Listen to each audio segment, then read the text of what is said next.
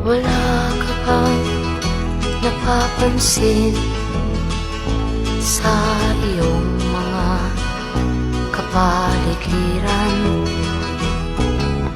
Kay dumi na ng hangin, pati na ang mga ilog natin. Hindi nga masamang pag-unlad at malayo-layo na rin ang ating narating.